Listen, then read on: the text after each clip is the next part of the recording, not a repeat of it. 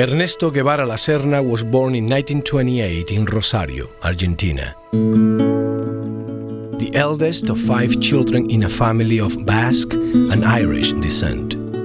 Growing up in a family with leftist leanings, Ernesto was introduced to an array of political perspectives even as a boy.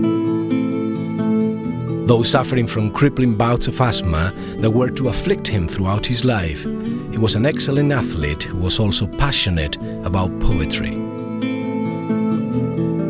While studying to become a doctor, he traveled Latin America extensively, moved by the grinding poverty and social exploitation he witnessed.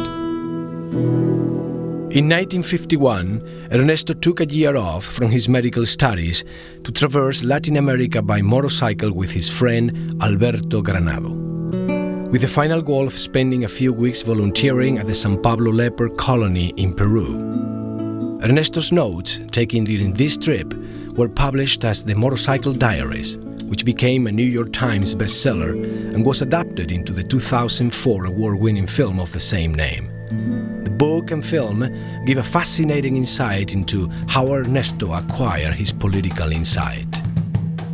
Paul Webster was the film's producer.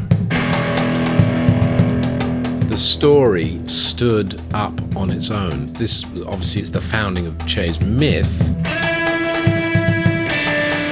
but it also seemed to be the realization of the boy becoming the man and realizing what his calling was. Reading Che's book, The Motorcycle Diaries, and Alberto Granado's own accounts of the same journey, you are amazed at the extraordinary courage of those two people. I mean, it wasn't the first time that Che had gone around South America. He went a couple of years before. He got on one of those motor-powered bicycles with little 25cc engines stuck on the rear wheel. He took one of those for an enormous journey around Argentina and I believe Chile as well. So he was possessed of an extraordinary self-assurance and bravado.